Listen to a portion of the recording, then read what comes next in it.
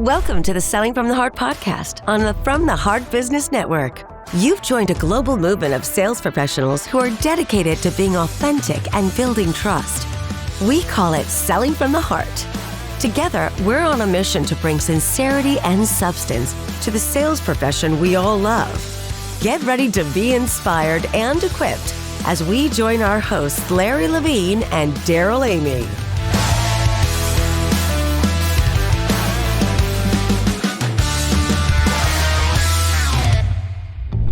If you're a high-performing salesperson, you know your time is your most valuable asset. So why waste it on tasks that someone else could handle even better? That's where our friends at Work Better Now come in. Work Better Now virtual assistants are specially trained to help sales professionals like you fully leverage your time. Imagine offloading administrative work, calendar management, data entry, and follow-ups so you can focus on what you do best, building relationships and closing deals. With a dedicated assistant at your side, you'll have the bandwidth to grow your pipeline, strengthen client connections, and crush your sales goals. It's simple. Free up your time, maximize your impact. Let Work Better Now help you work smarter, not harder. Your sales career deserves this game-changing advantage. Visit workbetternow.com today to learn more and get started, because your time isn't just money, it's everything. Hello, and welcome back to the Selling from the Heart podcast. Your co-host, Daryl Amy, here today with Larry Levine. What's going on, Larry? Another fantastic day here at Selling from the Heart. Great seeing you. Say, you know what, Daryl? Something tells me we're going to have a fantastic conversation here today. Yeah, but the reality is that nobody cares until you do. Just wait till this fun conversation. I'm glad you added some things to it after nobody cares. You're going to enjoy meeting our friend, Robert J. Hunt. Hey, the year is off to a great start. So many great things going on. We always enjoy hearing from our friends who believe in selling from the heart, believe in being authentic, being genuine, building trust, all of these attributes of selling from the heart. And it's so much fun to interact with our friends from all over the world. Yeah, absolutely. Just a quick shout out to Teresa Ashton. She's just a great sales operations leader in the province you grew up with in Canada, Daryl. So a special shout out, Teresa Ashton. We appreciate you. All right. I love it. I love it. Well, today is going to be a lot of fun. Our guest is a leader who helps others rise to their highest potential, not through pressure, but through purpose. Robert J. Hunt is a business owner, a peer group leader for REF Dallas, and that's where he dedicates his expertise to helping CEOs and business owners elevate all across the DFW area.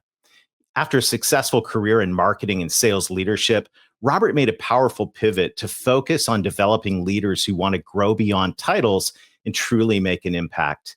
Through REF Dallas, he's built a community of innovative, growth-minded executives who turn challenges into opportunities for transformation. Here's what's cool. Robert is also the author of the book, Nobody Cares Until You Do, a powerful guide to personal accountability that challenges readers to stop waiting for change and start owning their results.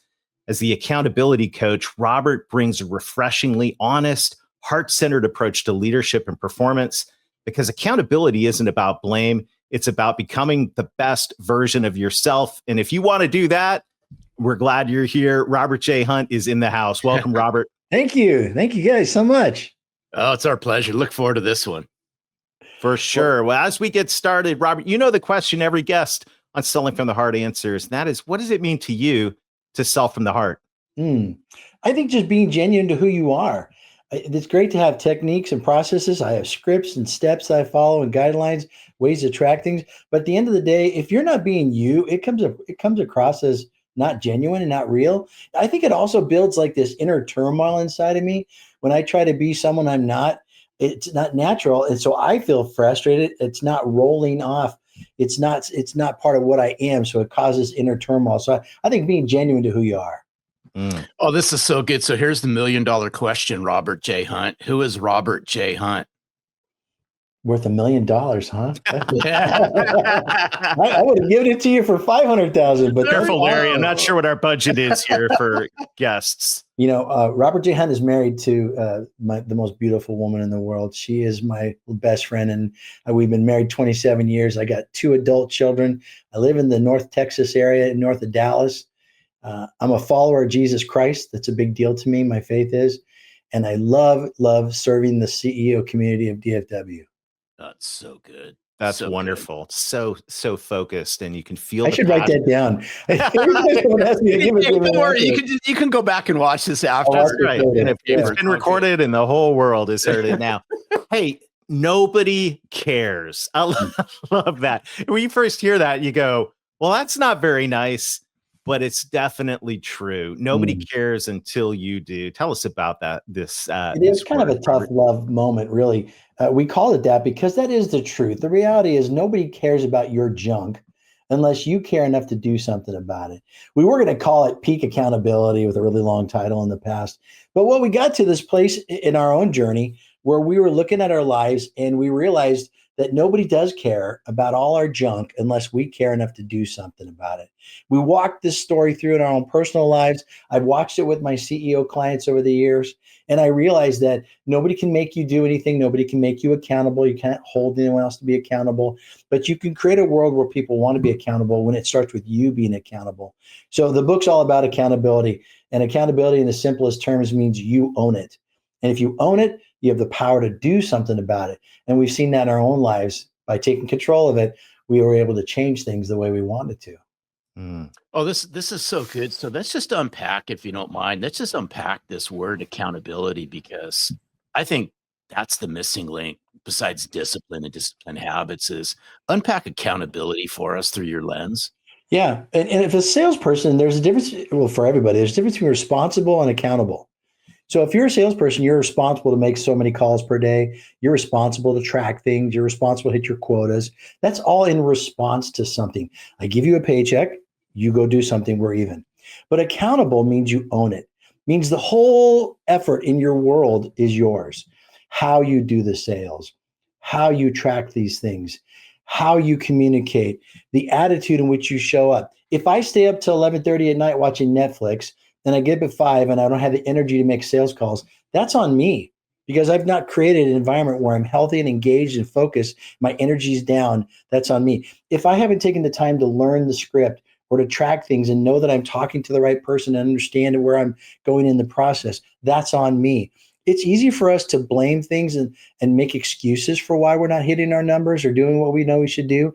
But at the end of the day, if you own it, you have the opportunity to proactively do the kinds of things you want, to own it, to get the result you're looking for. That's true accountability. I love that concept of responsibility is what you do. You're responsible to do this, and this, produce these results, but the accountability for how you do it. That is a very, very transformational concept. And from a sales perspective, I also like that the word, and I've never noticed this before this moment, that accountability starts with accounts.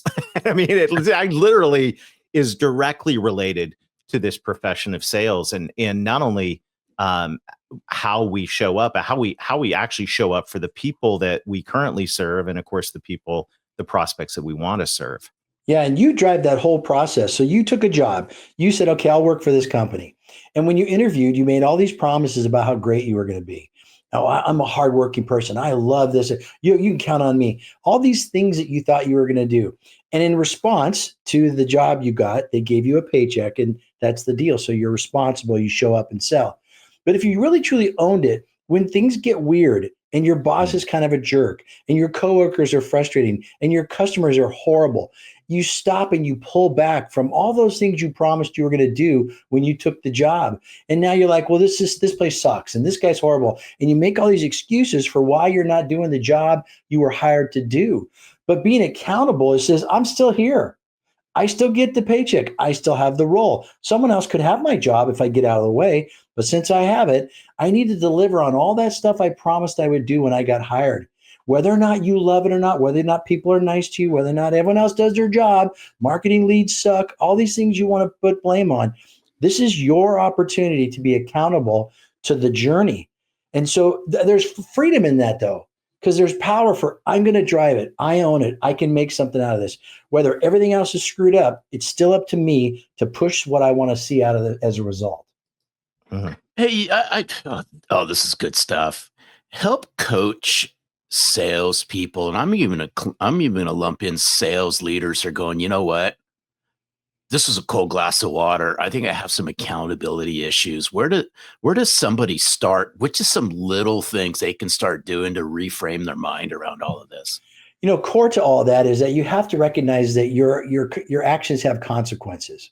I think we get into a world these days where we don't really feel like our actions have consequences. You can do whatever you want and get away with it, especially in social media, the way we behave in the world. You don't like your spouse, get divorced. You don't like your business, file bankruptcy. There's this lack of accountability in the way we roll. But as a salesperson, if you have problems with the script, change it. If you have problems with the way things are organized, change it. Come up with a better solution. But instead, what we do is we sit back and we complain about things. And all that does is make us a victim. So whatever you're facing, whatever your challenges are, if you own it, if it's yours, what can you do to make it better? And then there's 4 traps that hold us as a victim in life. And we play those roles in sales. So we blame the leads, we blame the market, we blame our clients, their lack of decision, all these things. We make excuses. Well, the script is no good. Oh, the economy stuff, darn Trump. All these things you want to blame on and excuses, they don't do anything for you. They just make you mad. And then you say, well, I can't do this. I don't know how to handle this. But we don't go do something about it. If you don't know how to use the CRM system, what are your options? I don't know, learn how to use the CRM system. And the last thing we do, if all those 3 things don't stop us back, is we just wait and hope maybe the leads will get better next year. Maybe I'll just get better at sales somehow. I had that same journey in my own life. When my business wasn't doing well, it's because I wasn't making sales calls, because I said, oh, I'm a bad salesperson. So what does a bad salesperson do? They don't make sales calls because I don't want someone to reject me and I don't want to fail. So I just won't make any calls. I'll just do some marketing, or I'll wait for somebody to call me. And so when business doesn't grow, go figure. So I went out and I got sales training, and I started learning some principles and putting a script together and having a way of challenging myself, and then sharing my journey with other people to invite them in so I could create accountability in my own journey by telling someone, I'm going to make 5 phone calls a day, which seems like a lot to me then. I'm going to make 5 phone calls a day. And then my buddy would say, how'd it go? Now, he's not holding me accountable because I could lie to him. I could say, oh, yeah, I made the calls. They just weren't good leads. But if you lie, you're still not accountable. So the only way to really be accountable is for yourself. And I know it's going to be 5, and I track the 5. So all those little pieces that you keep putting back in, you own all of that. And it really is the power to make what you're looking to have as a result. What's really striking me as I'm thinking about this accountability, I think I've always thought of accountability as qualitative. So I committed to do this number of whatever activity, and, did I do it? Did I not do it? Committed to do this every day. Did I do it? Did I not do it? But when I think about accountability as how you do it, it's also qualitative. It's also and this is where the heart comes in. And this is what I think is so powerful. Yeah. I could have one person gut out, and hit their 30 calls or whatever that is, and just check the box and say, I did it. Having another person actually do it with passion, caring for the people on the other end of the line, and, or whatever that activity is, and giving a rip about it, and also debriefing or working to get better at what they do. Both of them were, quote unquote, accountable to do They were responsible. job. They were responsible. And that's like this reframe of going, yeah, they were responsible. They did what was required of them. Right. But the accountable person was the one that said, I'm going to bring my heart to this, and I'm going to do this better than anybody else. I absolutely love that. You're never done with it too, by the way. Let's say that, you both have the same script, same process, same leads, everything's exactly the same. But in your heart, you're frustrated and tired, and you don't listen to the subtle clues from the person you're talking to. You're not fully engaged. It just becomes repetitive to you. So if it's not working, you own it, change it. Change your energy, stand up. I have a standing desk because I feel more energy when I stand. And then people make excuses. Why do I have a standing desk? Put a box on it. Put a box on it. Put your laptop on it. Before I had this standing desk, I literally had this other thing that would pop up, but it kept falling over. So I just took a box and I put the box there, and I'd have energy when I was standing. So stop making excuses for why you don't have what you want. Mhm. Own it and do something about it. Mm. It's like having this figure it out mindset, right? And I think that's what really distinguishes sales professionals from sales reps or a sales manager from a sales leader. I think it's the figure it out factor and how they hold themselves radically accountable to do the things they know they should be doing. Well, and real accountability isn't done alone. Real accountability is done where you're vulnerable and honest with somebody else and you invite them into the situation. They don't hold you accountable. They create the opportunity to be accountable. I have a coach. I'm a coach, but I have a coach. Everyone should have a coach. And so when I tell him, hey, this next week, I'm going to work on this for the next 7 days. When we have a call the next Friday, he asks me, how did that go? He doesn't make me do it. He doesn't call me every day and tell me, are you doing it? Get going, let's go. But I have teed up this moment for me to create accountability by being vulnerable, say, I really struggle with this. If I need help, we talk about it, we get clarity, I make a plan, but I do it, I own it. And that's the thing is, if you really want to get something done, tell someone you're going to do it. You want to really lose weight, say, I'm going on a diet. And then everyone's like, why are you eating that candy?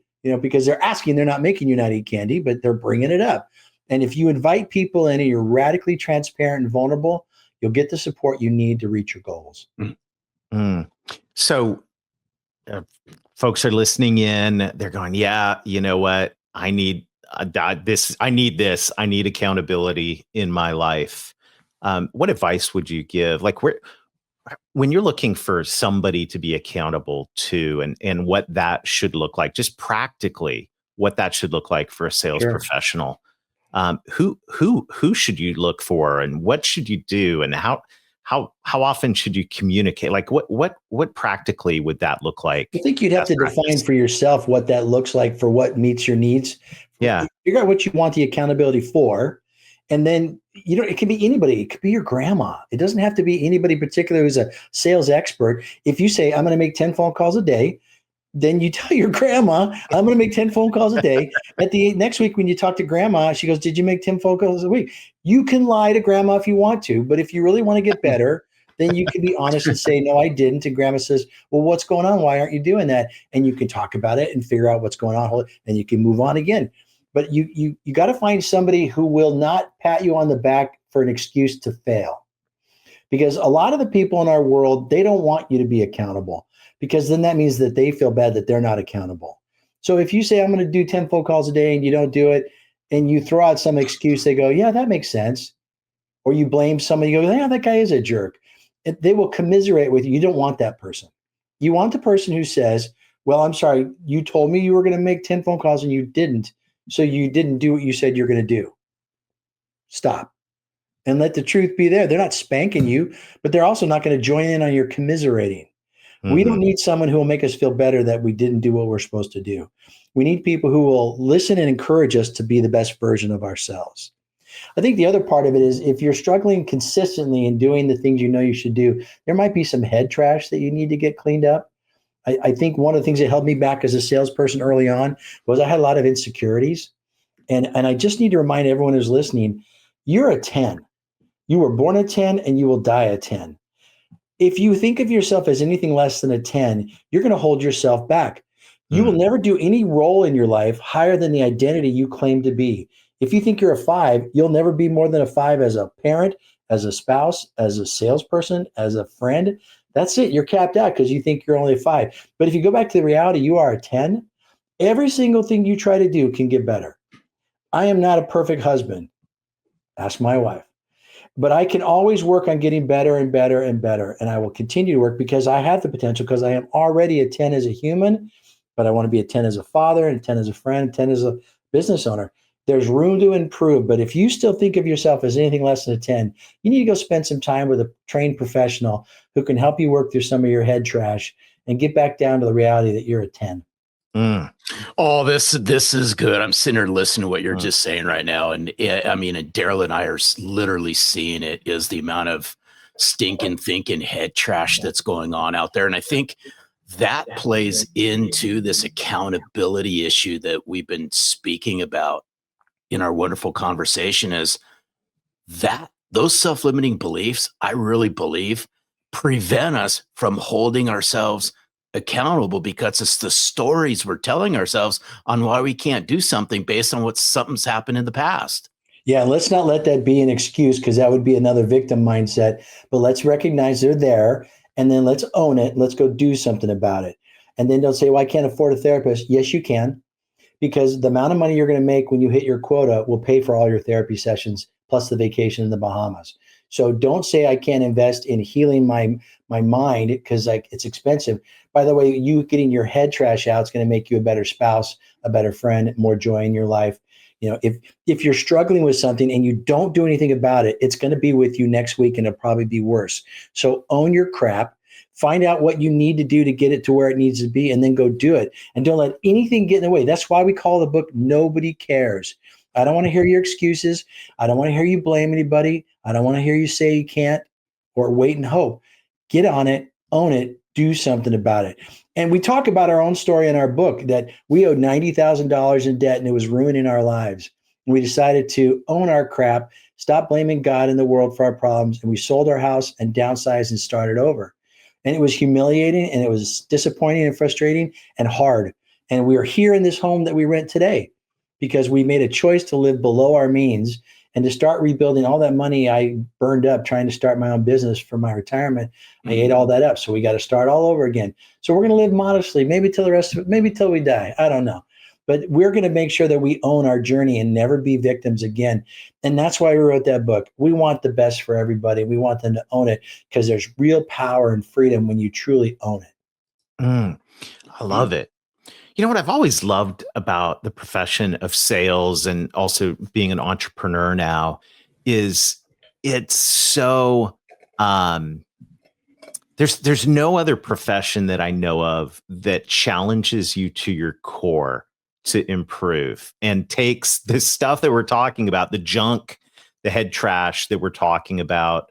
I call them sales limiting beliefs, and takes that stuff and brings it to the surface. And what I love about the community at Selling from the Heart, we talk about this a lot, is doing the inner work, is letting this great profession we have, whether you're a sales rep, whether you're an entrepreneur, letting that surface the things that need to be worked on, and having the courage to not just squish them back down, and actually go, you know what, I'm going to work on that. I love the perspective here of not just owning the activity, not just owning the attitude towards that activity, but also owning the work to do that inner work to become a better human being, whether that's a sales rep, entrepreneur, or every other even more important role you play in your life.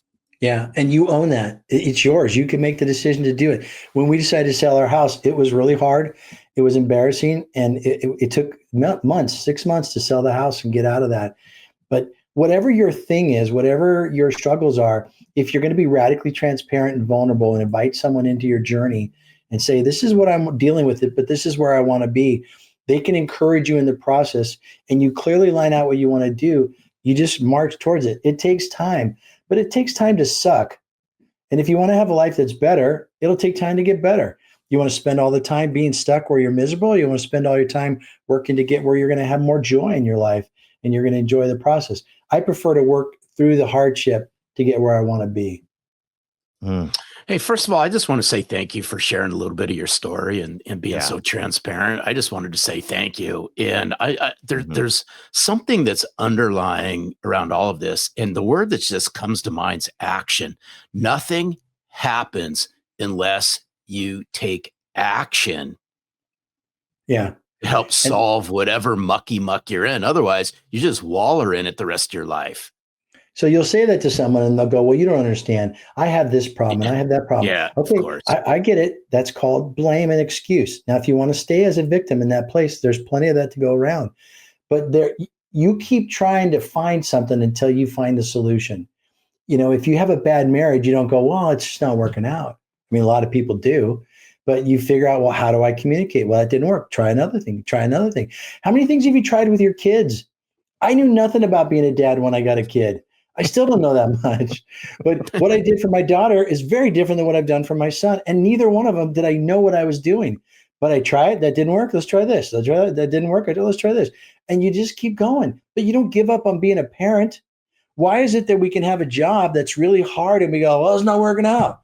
Well, you don't give up. You find a solution, you press on, you do the hard stuff, and you beg and claw. I saw this meme that shows someone walking down the street and it says, crack addict doesn't get up in the morning and say, I don't have enough money to buy crack. They get up and they figure out a way to get crack because they want crack. When you want the life you want, when you really, really want something, you won't give up. You'll press on. You won't use excuses. You won't use blame. You won't say I can't, and you won't wait and hope. If you're doing any one of those 4 things, you're holding yourself back from having the life that you really want, part of which is your job. So powerful. Nobody cares until you do. I know our folks are going, how do I get more Robert J. Hunt in my life? Tell us about this book, what people can expect. And I'm pretty sure they know how to get a book, but we'll put the link in the show notes. Buy books these days anyway. I don't know. You can certainly buy it on Amazon. We actually have an Audible version too, if you want to hear the author. I'm a co-author with my friend Salem, and we tell our stories and we read the book ourselves through the Audible version. You can certainly buy it from us at nobodycaresbook.com. And when you get it from us, we give you a sticker and a bookmark, so it's even better. But if you want to, you can go to nobodycarespod.com. And if you put in the code word selling from the heart, I will mail a free copy of our book out to the first 2 people that mention your show. Because that way we know who's listening to, and I'll copy you on the email and you can say, thanks for being a loyal fan and all that good stuff. That's good. Well, we intend to melt your email servers with this because I know our listeners are going to want to grab a copy of this. Robert, as we wrap up, if you could say one word of encouragement to sales professionals who are stuck and maybe they're stuck in debt even, and they're in a hole, what would you say? Yeah, just own it. Just own it. It doesn't get any better when you don't own it. It just gets worse. The longer you stay as a victim, the less likely you will ever get out of it. And if you just take one step, just one step, you're building the momentum towards changing everything. So don't delay. Do it right now. There's one thing that you know that you should be doing and you're not doing it. If you did that one thing, you will start the momentum of doing another thing and another thing and another thing. And the longer you wait to take the first step, the less likely you'll ever do it. And at some point you'll get to where you won't do it and you quit. And that's not good for you at all. So own it today. Don't let anything get in your way. Don't blame, make excuses, say you can't, or wait and hope. Take that step today. I love it. Oh, this is so good. Thank you. Yeah. Thank you very much, Robert. This is a fantastic conversation. Well, thank you guys for having me on your podcast. Awesome. Our pleasure. Oh, Daryl. Nobody cares, Larry. Nobody cares until you do. What an incredibly powerful and practical message for every single one of us. Yeah, I'm just going to sum it up with this. Is this says, this might be the time for people to reflect, not deflect. Reflect, own your stuff, right? I mean, you're the one, right? Again, I'm just going to say this, and this might be tough stuff. You're the one who got yourself into this situation. You can't blame others for it. You got to own it. That's right. And there's responsibility. Yes. You got to get this stuff done. And by the way, if you're not getting this stuff done, be responsible. But then there's the accountability side, which is how you're doing it. Are we bringing our heart to this? Are we taking the time to reflect and do the inner work and to surface some of these? Are we investing? Are we investing in a coach, in a counselor? Are we investing in ourselves? All of these things that Robert talked about today are so, so powerful. And as we start this new year, these are the types of things you go, what do I need to do to get out of a rut? What do I need to do to accelerate to the next level? Rewind this one and listen to it again and take action on it. And you're going to set yourself up for an amazing year. Hey, I just want to end on this. And Robert said it at the very end, is just find one thing. Right. Don't look at this as I got this ginormous thing I got to overcome. No, just find one thing, because you can't get to the second one unless you own and do something about the first one. So just do one small thing to move the needle around all of this. Hear, hear. Well, hey, thank you for joining us today. Thank you to everybody who is leaving reviews on this podcast and on YouTube, as well as on the platform on which you listen. We really appreciate it. We'd love to hear from you. If we're not connected, reach out. If there's a guest you want to hear from, let us know. We're committed to bringing you new voices, new ideas, and fresh perspective every week to help you become a better version of yourself. Amen on that, because this whole movement that we call selling from the heart just doesn't happen with Daryl and myself. It happens with everyone coming together to rise, to eradicate all these empty suits that are out there. That's right. So till next time, keep being genuine, keep being authentic, keep building trust. Nobody cares until you do. So start caring. And most of all, Sell from the heart.